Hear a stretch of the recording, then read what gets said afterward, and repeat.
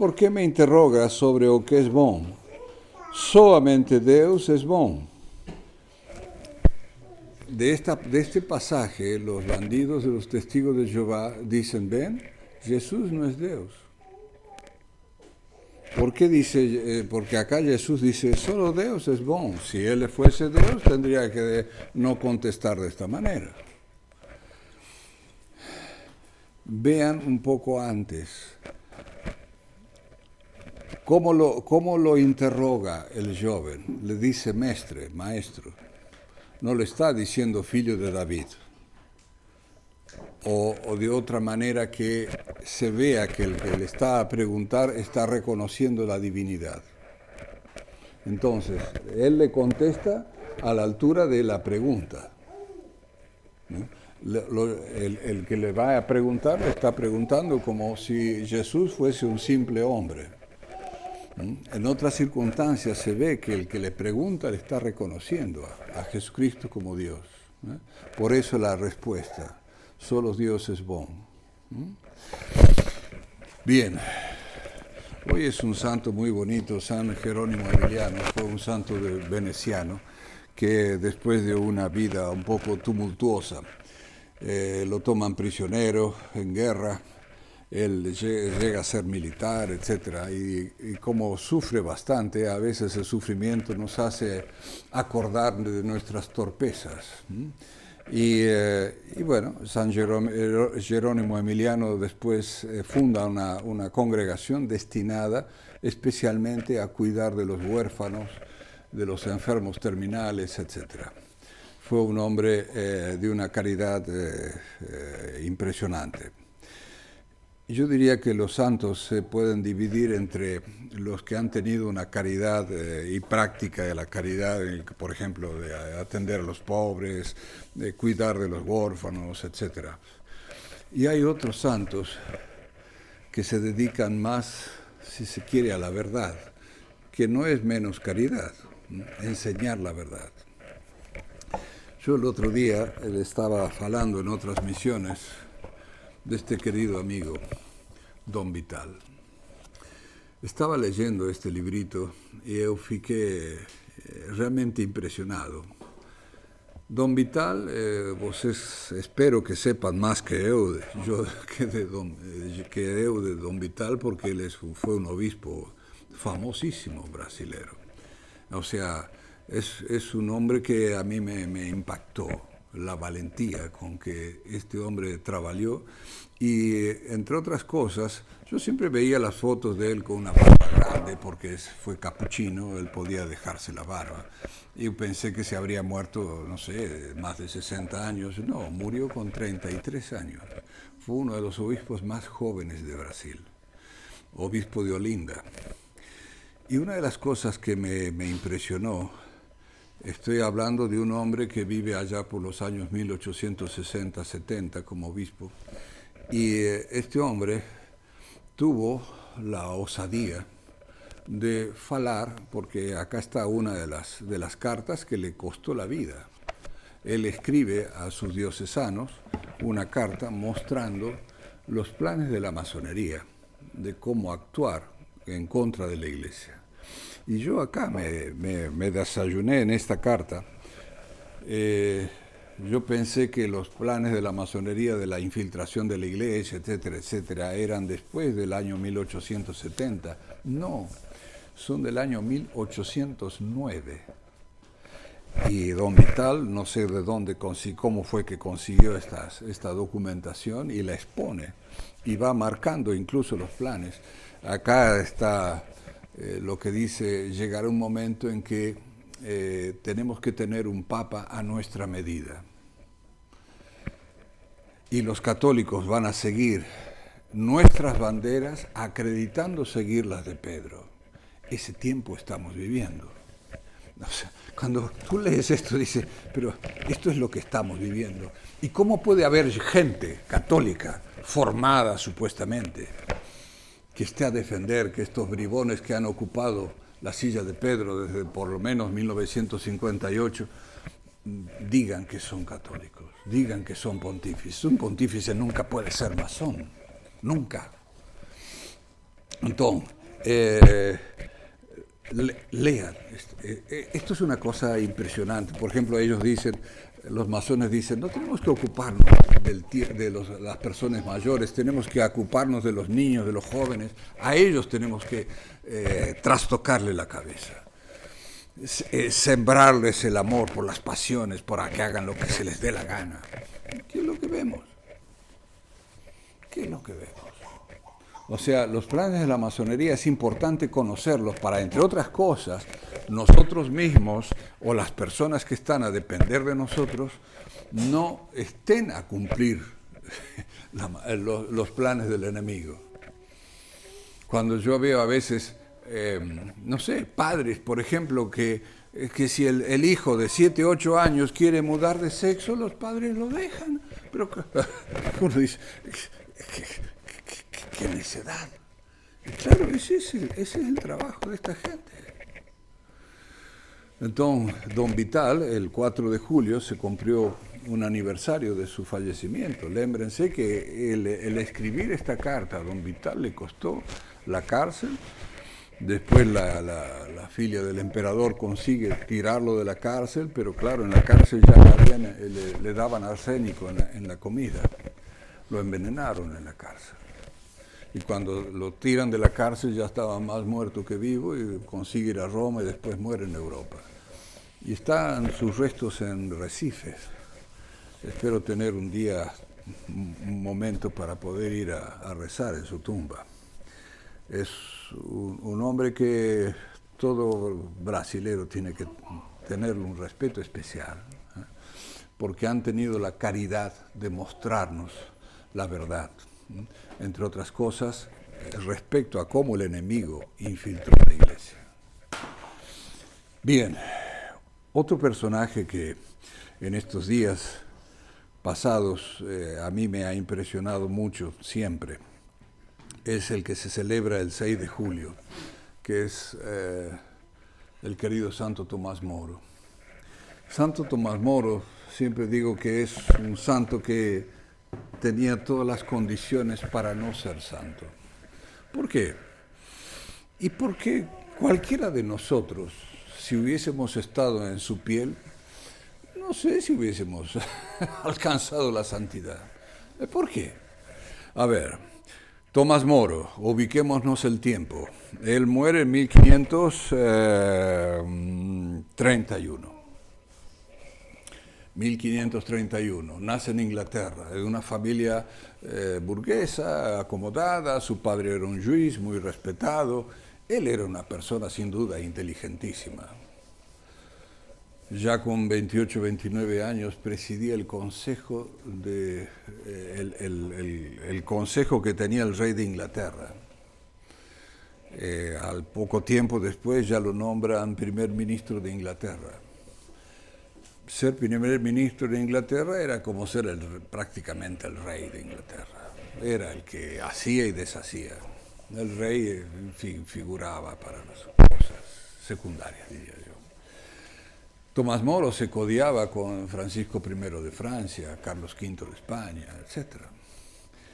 Tenía, o sea, unas amistades de muchísimo poder. Esas cosas se envanecen. Ojo, envanecen. ¿Y qué pasó? Estamos con el rey Enrique VIII, que estaba casado con una dama llamada, que era una gran dama, Catalina de Aragón, y filia de los reyes católicos. Una mujer excelente. Y los ingleses la amaban, a pesar de que era española, la amaban. ¿Y qué pasó? La cuestión es que Catalina de Aragón no le daba un hijo varón, le dio una hija, María Estuardo, pero el rey quería un hijo varón y con el cuento decide, empieza a pensar en dejarla a la reina y buscar la nulidad de su matrimonio. Bien, entonces el rey Enrique VIII se apasiona con una menina llamada Ana Bolena. Y yo me enteré después, y esto me da nojo decirlo, Ana Bolena era hija adulterina de Enrique VIII. O sea que era su hija, la amante del rey. No, es Noyenta. La historia de Enrique VIII, la historia de la monarquía inglesa a partir de todo el adulterio del rey, es de Noyo. De Noyo. Bien, Enrique VIII le consulta a Tomás Moro a la posibilidad de anular el matrimonio. Tomás Moro consulta a todas las universidades católicas del momento, la Universidad de París, de Coimbra, Bolonia, Salamanca, y todas las universidades dicen no hay causal de nulidad del matrimonio. Entonces Enrique VIII, Tomás Moro le dice a Enrique VIII al rey, mira, no hay causal para la nulidad de tu matrimonio. El rey por un tiempo parece que se quedó quieto, pero claro, imagínense que Ana Bolena le estaría dando la lata todo el tiempo con ese asunto. Si conseguía que el rey mande embora a la reina, ella iba a ser la reina. Bien, las cuestiones que parece que Tomás Moro se da cuenta de que el tema sigue adelante, que el rey no para con su mala relación, y ahí se produce una de las cosas que a mí me impresiona mucho de Tomás Moro, que es Tomás Moro abandona o renuncia a su puesto. Claro,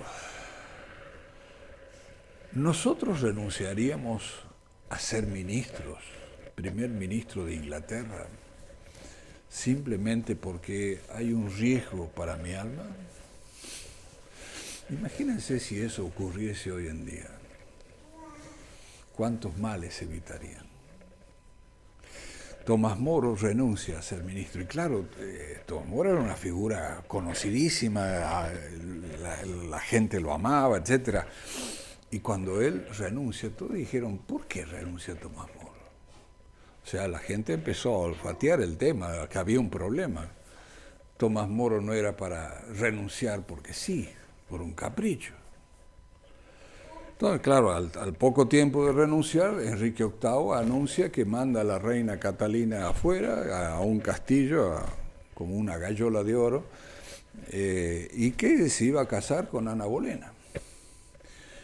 Claro, el Papa también interviene en todo el tema y el Papa le dice que no puede hacer eso. Y Enrique VIII dice, bueno, lembremos que estamos en un periodo de tiempo en donde el protestantismo está increciendo en Europa. Y a eso Enrique VIII le ayuda, porque eso le da ánimos para separarse de Roma.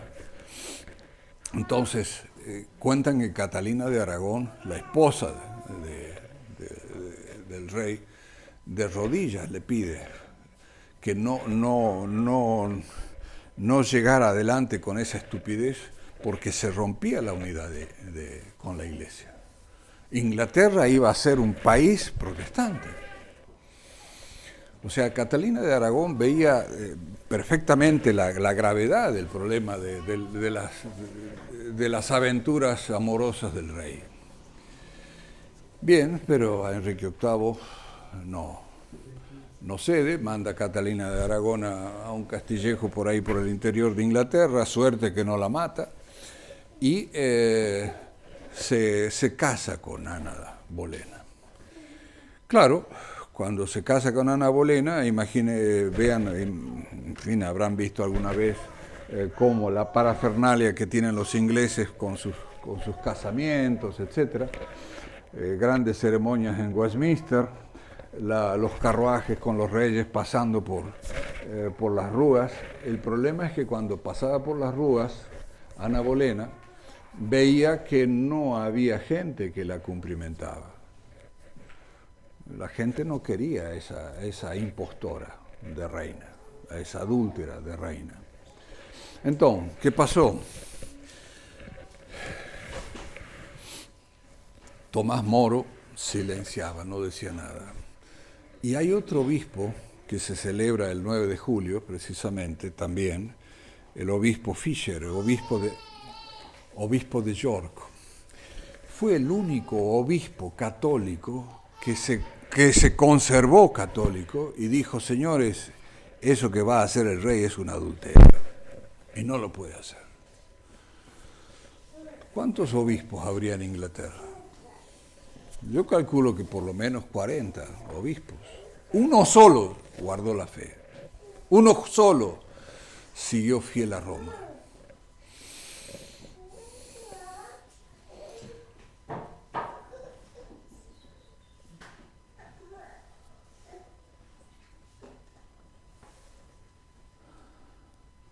El problema de los obispos parece que viene de longe. Bien, entonces, claro, Ana Bolena se dio el gusto de ser reina, pero veía que no tenía apoyo popular. Y eso le cayó muy mal a Ana Bolena. Entonces le dice al rey, ¿sabes qué? Me caen gordos el obispo Fischer y Tomás Moro. Eso de que no estén de acuerdo con nosotros, etcétera, por supuesto no asistieron a la boda, a pesar de ser invitados, etcétera. No asistieron. Entonces, sucede el segundo episodio importante en la vida de Tomás Moro. Tomás Moro tenía un castillejo al lado del Támesis, en el barrio de Chelsea, al norte de Londres. Entonces fueron a buscarlo en una barcaza los guardias de justicia y bueno, luego le dicen a Tomás Moro que tiene que ir a la Torre de Londres, que era la cadea de Londres.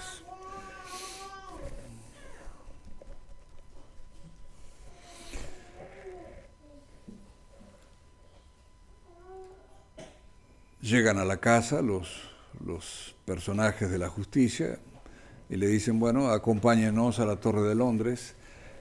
Y Tomás Moro se despide de su esposa, de sus hijos, de la servidumbre, etc.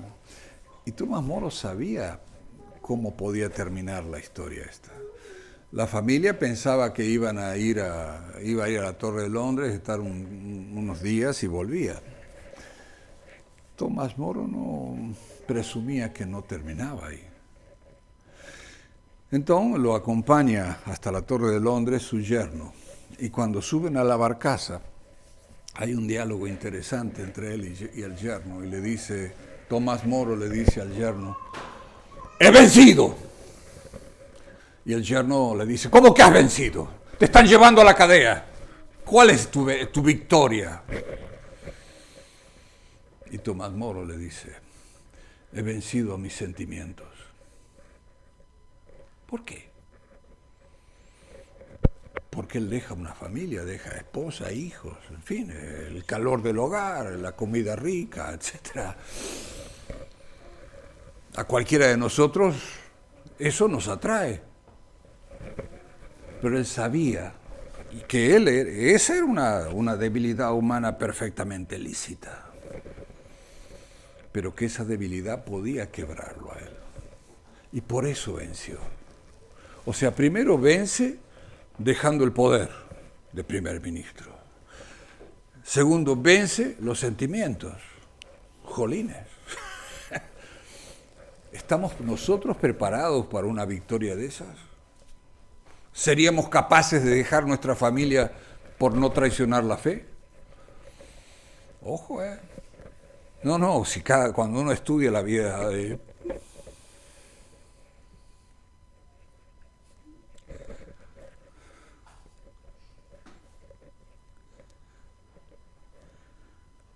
Tomás Moro,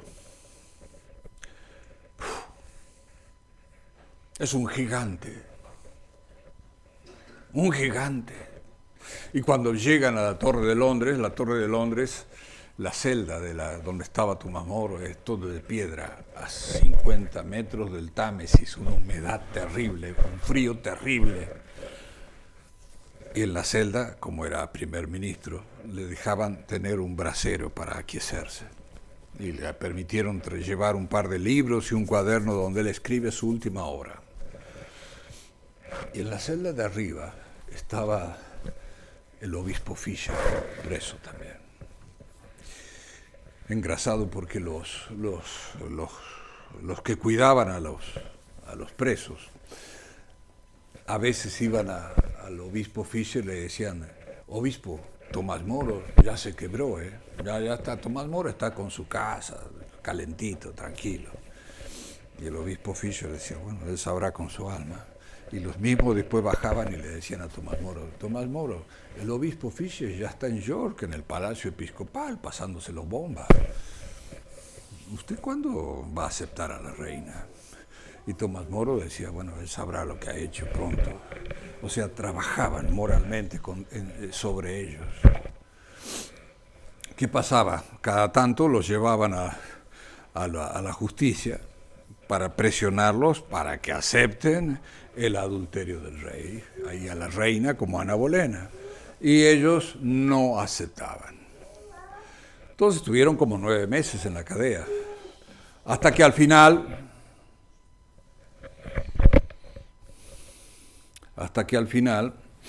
le iban llevando, le sacaron el brasero a Tomás Moro, le sacaron sus libros y lo dejaron con lo que tenía puesto, para que vaya sufriendo y que, en fin, a ver si conseguían lo que querían. Y ellos firmes. Entre los prisioneros que estaban en la Torre de Londres estaban unos monjes cartullos.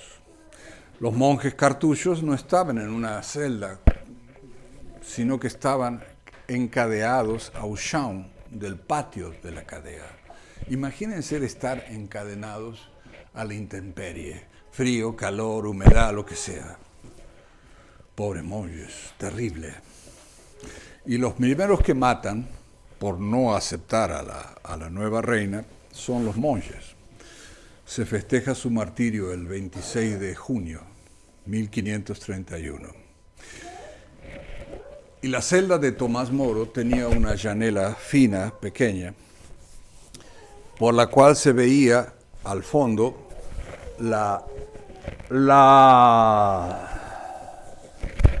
se veía la porta de la justicia. ¿Cuál era? ¿Qué era esa porta? Por esa porta, los que pasaban por esa porta ya no volvían, iban a ser ajusticiados. Bien, unos días después, Margaret, la filia de Tomás Moro, consigue permiso del rey para a ver si convencía a su padre de que se deje de chatear con este asunto y volver a su casa y pronto. Y hay otro diálogo precioso ahí. Margaret entra en la celda donde estaba su pai y Margaret le dice, pai, deja de chatear, mira, tú dile que sí, que aceptas a la reina, tú sabes que en el fondo no la aceptas pronto, pero vamos a casa que te estamos esperando con la casa quientiña, comida boa, nos que te estamos con saudades de ti. Y Tomás Moro la llama a su filla Margaret y le muestra la llanela. Le dice, Margaret, ¿sabes lo que vi por ahí? Esta llanela, hace unos días. No, ¿qué pasa? ¿Qué viste? Vi a los monjes cartujos salir hacia el patíbulo. ¿Y sabes cómo salían? ¿Cómo salían? Cantando. Cantando de la mano. Como quien va a una fiesta. ¿Y sabes qué, Margaret? Yo no me quiero perder esa fiesta. Sabían que iban al cielo porque morían por la fe católica. Y yo no me quiero perder la fiesta, Margaret. ¿Cuánto más puedo vivir yo? 10, 20 años. ¿Y correr el riesgo de perder la fiesta? No, Margaret. No. No estoy feito para esto. No. Vuelve tú a casa. Yo quiero ir a la fiesta y no me la voy a perder. Y Tomás Moro no se perdió la fiesta. El 6 de julio sale por esa puerta, la puerta de la justicia. Solo que hubo una diferencia, a los monjes los llevaron al patíbulo de Londres. El patíbulo de Londres era un triángulo, unas vigas grandes, los ajusticiados iban en un carromato tirado de caballos, les ponían una soga para forcarlos, hacían andar el carromato y entonces el ajusticiado caía, empezaba a forcarse, pero antes de que se murieran, cortaban la soga, caían los cuerpos y en vida le abrían el pecho y le arrancaban el corazón. Después de ese trámite les cortaban los miembros, la cabeza, y los ponían en picas a la entrada de la ciudad de Londres para que vean lo que cuesta ser católico en Inglaterra. Y hubo más de 2.500 mártires en esa época, de los cuales muy poco se fala. Bien. A Tomás Moro, en razón del puesto que había tenido de ser primer ministro, no lo llevan al patíbulo, sino que a la vuelta de la Torre de Londres está un pequeño jardín y la placa en donde estuvo el patíbulo de Tomás Moro y de Fisher. Entonces, cuentan que cuando el 6 de julio del 1531 sale Tomás Moro, toda la ciudad de Londres estaba esperando ese momento. Fue a despedirse de este gigante de la fe católica. Y Tomás Moro tenía un sentido de humor muy fino, y dicen que cuando fue a subir al cadalso, le entrega una única moneda que le quedaba y le dice al carrasco: faz bien tu trabajo porque no quiero que pases vergüenza ante tanta gente. Resumpainoso, track. Está el instrumento con que cortaron la cabeza de Tomás Moro. Y por supuesto la cabeza fue a parar a una de las picas de la puerta de Londres. Margaret, la filia, consigue pagarle a alguien para que robe la cabeza. Y la cabeza está en una iglesia cerca de Canterbury. Engrasado porque cuando tuvimos la gracia de visitar estos lugares por Tomás Moro, los ingleses hoy en día, los anglicanos, lo toman a Tomás Moro como un santo, y supuestamente era un traidor a la patria, al reino. O sea, es una figura tan gigante la de Tomás Moro que hasta los mismos ingleses, por más ingleses que sean, le tienen un respeto especial a él. Tuvimos la suerte de ir a visitar la celda donde estuvo Tomás Moro y te ponen un personaje de la Torre de Londres con un señor muy elegante, con un uniforme muy especial. Iba con una no sé cómo le llaman a este chapeo de copa, muy elegantones ellos. Y cuando llega a la celda de Tomás Moro, el personaje que ya habíamos afalado, y él decía que era inglés y anglicano, porque claro. Y cuando llega a la celda de Tomás Moro, se saca el chapeo, como si fuese a entrar en un templo. Así a mí me llamó la atención esto. Cómo esta figura de Tomás Moro impactó en la gente. Y él nos contaba que venía gente de Japón, de Australia, de Canadá, de todas partes del mundo, y que cuando llegaban a la celda se ponían a rezar, y hasta que tuvieron que tenés que sacar permisos para visitar la celda. O sea, disminuir la cantidad de gente. Porque ya era los mismos ingleses haciéndole propaganda a un gran católico. Y claro, eso va contra la monarquía inglesa, etcétera, etcétera. Bien, 3 días después, el obispo Fisher va al corte de cabeza. El papa de entonces se entera de que este obispo había permanecido católico y lo nombra cardenal, no sé si un día o 2 días antes del martirio del obispo Fisher. Claro, cuando uno lee estas vidas, se sabe de estas vidas, debemos preguntarnos si nosotros estamos en condiciones de pasar lo mismo.